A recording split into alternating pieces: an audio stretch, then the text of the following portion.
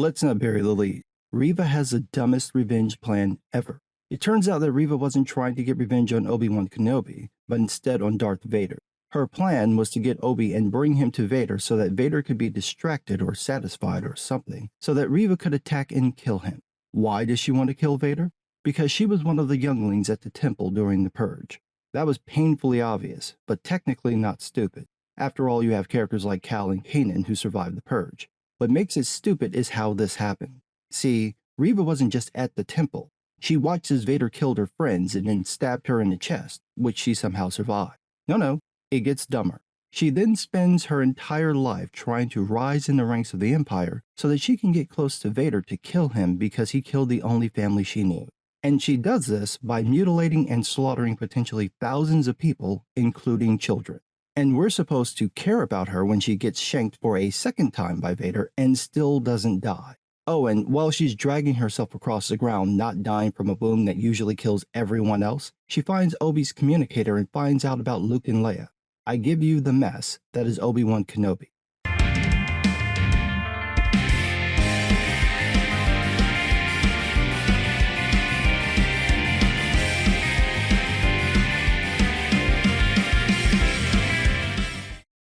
The episode starts with a flashback sparring match between Obi and Anakin. It's used throughout the episode to show how Vader thinks and why Obi can predict what Vader will do. It's not a bad idea in theory, but it is redundant because we already know Obi knows how Vader thinks, thanks to the prequels. That said, it's nice to see Hayden Christensen as Anakin again. He's looking good, but he has aged. He doesn't look old, but he definitely doesn't look 19. Y'all couldn't spend just a little bit of that money de-aging his face for the close-ups? Then it cuts to present time with Vader on his ship. Reva comes in and tells him that they've tracked Obi to Jabim, so Vader makes her the new Grand Inquisitor. Meanwhile, the rebel ship lands on Jabim. There are people there waiting to leave. They've been stalled by the rescue mission for Leia, which doesn't make any sense since they have two ships and weren't using the same routes for the rescue. Hell, they could have used the rescue as a distraction, but the show needs tension, so the people stayed and now need to go first before they take Leia home because their route window is closing. Really? Why? It's not like they found out about Reva's tracking device. As far as any of them know, they have plenty of time. Anyway, Haja turns up. He's now wanted by the Empire for helping Obi and Leia. He's going to serve a very stupid purpose later in the episode, so keep him in mind. Back on Vader's ship, Vader orders Reva to have the rebel base locked down. She points out that if they trap the rebels in the base, the rebels could hold out for months. But Vader says it's not the rebels the Empire needs to break. He just needs to break Obi-Wan. So it's to be a battle of wits. Hopefully the show writers are up to the task. Hopefully. So Reva activates Leia's droid, who flies into a vent that automatically opens and closes, but just this one time. And then it severs the connections for the launch doors, trapping the ships inside. Obi realizes that it's Vader behind this and says Vader will attack next because he hasn't the patience for a siege. And then it flashes back to the sparring match, and credit where credit's due, Hayden and Ewan look awesome. It's the prequel choreography, so you'll either love it or hate it, but you have to give these guys credit because it looks like they haven't lost a step. As usual, Anakin is aggressive, and Obi warns him to be mindful because a Jedi's goal is to defend life, not take it. But Anakin says mercy doesn't defeat the enemy, and this is where, like the prequels, it makes no sense why anyone would continue to train this boy. He's been at the temple for 10 years, and he's flat out saying he wants to show no mercy. Why would you continue to train him if after 10 years of training, all he's learned is that he wants to kill his enemies? Back in present day, Vader launches the attack. In the base, Obi tells everyone that if they try to fight, they have no chance of winning. Their only hope is to seal all the other entrances and try to get the launch doors open, and then create a distraction so that by the time the Empire gets in, they'll be gone. But since the Empire will arrive within minutes, how is this going to happen? Better yet, how does Discount Forrest Whitaker have an hour to try to open the doors? We just saw Vader launch the ships. It won't take them an hour to get to the planet, not with their ion drives, so how do the rebels have an hour? Anyway, the Empire and Reva arrive and start blasting the doors. Inside the base, Discount Forrest Whitaker says he can't get the doors open.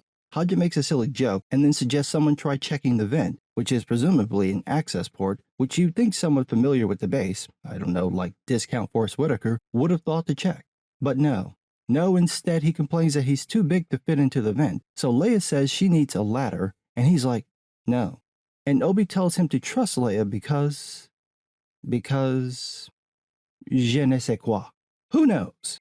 Who knows why Obi would trust Leia to be able to fix the door when she couldn't even fix her droid? If you wanted to establish that she could mess with the door, the best thing to have done would have been to have her fix her droid. After all, one of the signs of Force sensitivity is an unusual skill with technology. So have Leia fix her own droid, showing she's good with tech, so now it would make sense that she would offer to help. Or have a scene showing them explaining how to fix it, so it at least makes sense when we see her rummaging around up there. Also, when she goes in, the vent door doesn't open or close on its own like it did before. Meanwhile, Obi gets a message from Bail Organa. He's worried that since he hasn't received any updates, Obi has been caught, and Vader may have found out about the twins. He says he's going to go to Tatooine to help with Luke if he doesn't hear back from Obi. How kind. You know, you could have been doing this whole time, by sending credits or providing for Luke's education. Instead, y'all just left him in the middle of nowhere with nothing but his poor aunt and uncle and an impotent Jedi hoping to use the boy as a weapon in a decade. Then Tala comes in and explains her reason for helping the rebels. See, she once witnessed 4 Force-sensitive families get mowed down by the Inquisitors. The Empire had lied and said they hadn't paid their taxes, but is really just a pretense for the slaughter. Tala could do nothing then, so she's doing something now, such as dying within the next 20 minutes, because whenever anyone in the show or movie spills the beans for no apparent reason, they're about to die. This scene would have been better in episode 3 when they were in the safe house. That's when Obi was at his lowest and needed to hear this.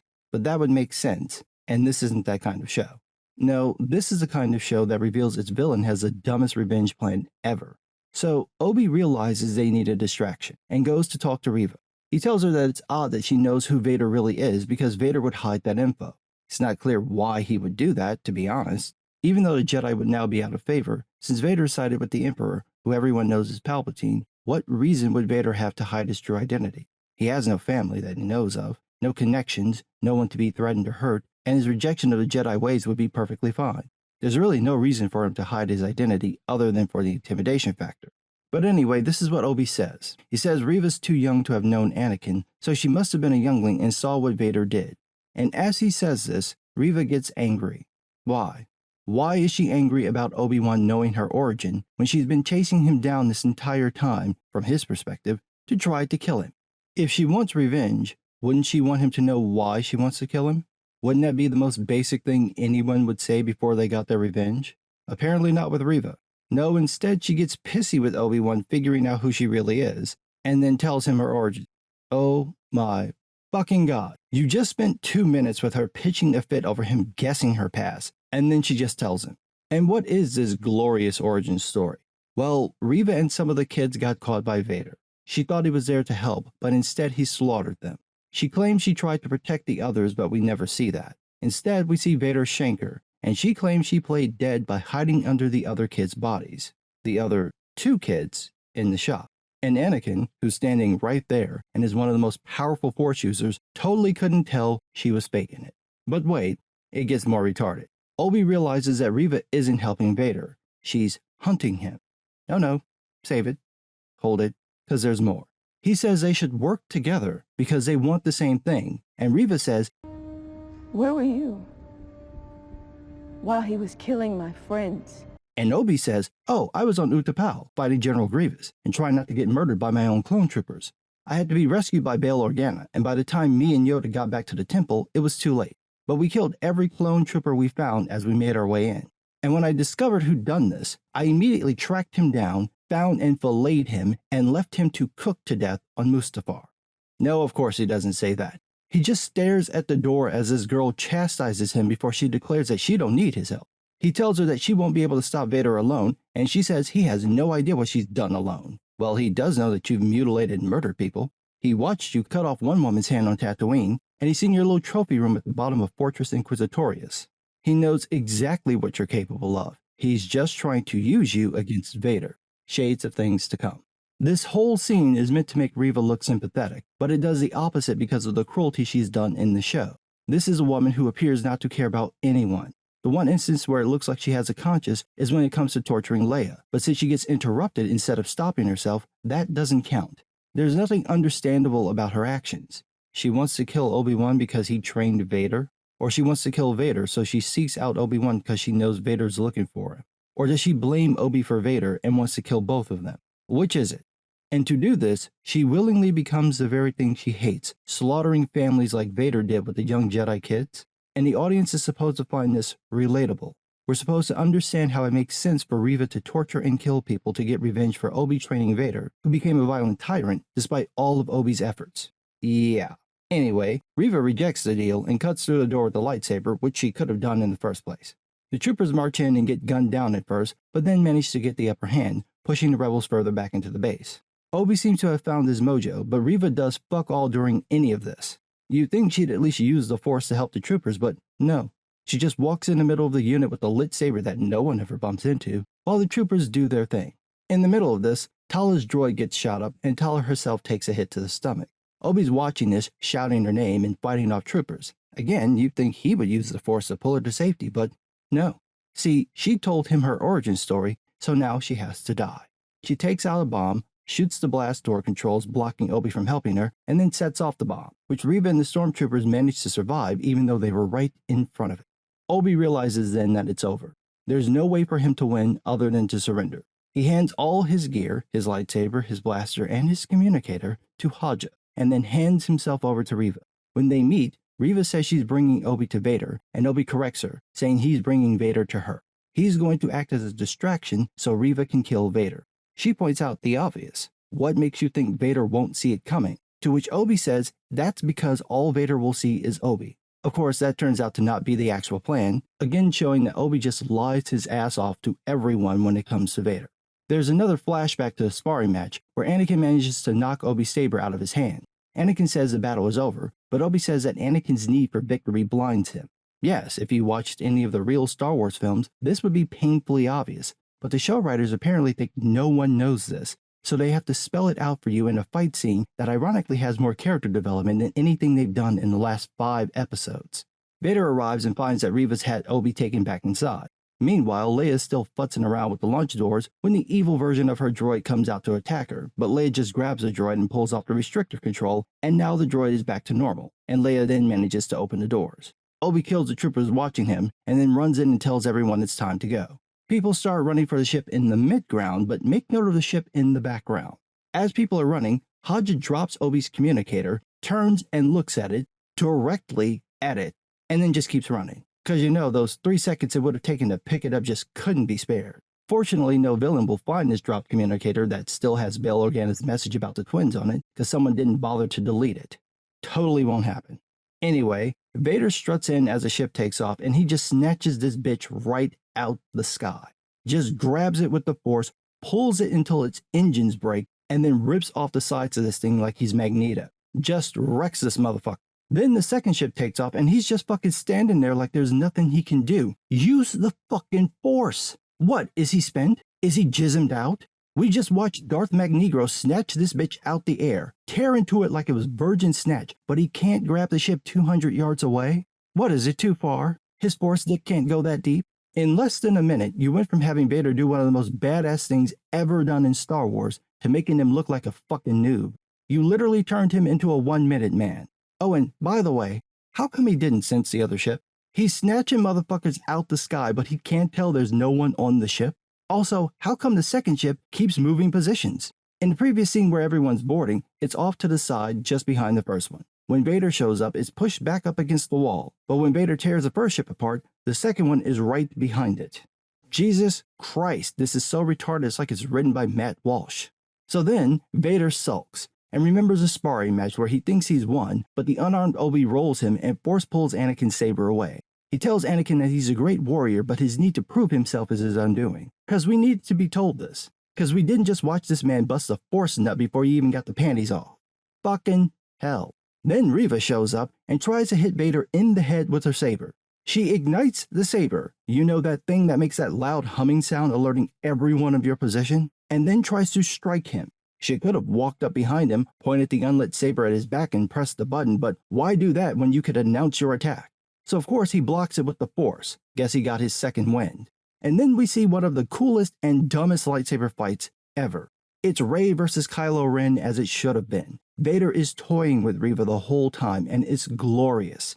He's just using the Force to block her, twisting her arms and hands, and he's not even trying. He's not even attempting to try, and that's awesome. However, what the fuck is this? What is Reva doing? What are you swinging at? Then Vader pulls her saber from her, snaps it in half, and tosses one of the hilts at her, and again, he's just toying with her. I love that he doesn't even use his own saber. That's how beneath him she is. He could kill her like 4 different times in this fight, 50 if you count whatever the fuck this is, and then this happens. Fucking cool. But I don't know what to make of this fight because I'm amazed, humored, and disappointed all at the same time. The choreography is cool, and yet still shitty. I don't understand. Almost as much as I don't understand how Reva is still alive. So after the fight, Vader admits that he knew who Reva was this whole time, and stabs her in the chest again. Now you'd think she would die this time, but no. Instead, the Grand Inquisitor shows up. See, I told you he wasn't dead. Remember the rules of film. If you don't see a body, they're not dead. Turns out this whole thing was just a Grand Inquisitor and Vader using Reva to get to Obi Wan. Now they have no use for her, so they just leave her to die. Or you could cut her head off. Obviously, she's not a threat to Vader, but still, why leave her alive? Why assume she's going to die when she didn't die the first time? Speaking of that, does that mean Vader intentionally left her alive in the hopes that she would come back to get revenge so he could, kill her again? Because that's what it seems like, which is very cruel and evil and fitting to Vader, but also very stupid because there's no guarantee that would happen. It's like the writers were trying to give a reason for creating Reva, but couldn't come up with anything interesting, so they just settled on her being a youngling who survived because Vader let her. There's so much missing from that story beat that it just doesn't work. If we'd seen more of Reva's interactions with the Inquisitors or Vader, then we might have an angle on what's happening. Without it, Reva comes across as a throwaway character you're supposed to care about, but who ultimately doesn't matter. And this is a problem with Reva. The writers clearly wanted to tell her story, not Obi-Wan's. They should have just done that. Just make an Inquisitor show and tell that story. Don't add it to Obi-Wan's show because we're not here for Reva, we're here for Obi. There's so much opportunity lost to expand on Obi's character, all for the sake of making a new character you don't even have the time to actually get people invested in. So when Reva's laid there not dying from being stabbed in the stomach by a lightsaber, which the Grand Inquisitor also managed to survive, no one cares. The only thing people will care about is this bullshit that happens next. Obi senses that something's wrong, but writes it off. Meanwhile, as Reva crawls to her saber, she notices Obi's communicator. You know, the one Haja dropped and didn't bother to pick up, and here's a garbled version of Bail's message about the twins. Now, no, it doesn't appear Reva knows about Luke and Leia. The message is too garbled for that, so she only hears that someone named Owen has a boy on Tatooine. Of course, she knows who Owen is because she threatened him in the first episode, so apparently that's where she's going to go since she's not going to die from that stab wound, which makes me ask, what the fuck, Qui-Gon? You're a Jedi Master, but you can't survive getting stabbed by a lightsaber? Pussy. This show is a perfect example of what happens when you try to stretch a film into a TV series. Most of the episodes are about 40 minutes long, so they've taken what would have been a 2-hour movie and tacked on an hour and a half of fluff that just destroys any semblance of a coherent plot. The pacing for the episodes is fine, but you're getting nothing from the plot or the story. It's just time wasted on subplot elements that don't serve the main plot to the point that there's only one episode left and still very little has actually happened. Definitely nothing of substance, just lots of retconning. Like I said in my previous video, they're wasting Ewan McGregor, and Hayden Christensen, and Moses Ingram. None of them have enough to work with to do anything meaningful, particularly Ingram, which is bizarre since she's clearly the character the writers care about. But her character is bland, contradictory, and ultimately forgettable. The writers failed to do in 5 episodes what J.J. Abrams did in 5 minutes with Kylo Ren. The only thing they have in common is that they both ruined the characters by revealing their origins too early, but even then, Abrams did it better. He at least waited until 30 minutes into the movie to reveal Kylo's identity instead of spoiling it in the opening scene. It's amazing how much Disney bottom-ended Star Wars. So much potential squandered because Disney turned it into a product. It's not about story, it's not about character, it's about branding. That alone is bad. Every time studios do this, it ruins the franchise because whatever made the franchise work can't function with studio execs messing with it every 25 seconds. Now you've got these branded products, but not characters or good stories. Set somewhere between getting social media clicks and pleasing corporate board members. It still makes money because the brand is still popular, but not because people like Star Wars. It's because people like the idea of Star Wars. The actual shows and films don't matter, just the name. And once that happens, mediocrity rules. It's all about pumping out as much content as you can, not making anything of substance. But what do I know? I'm just some guy.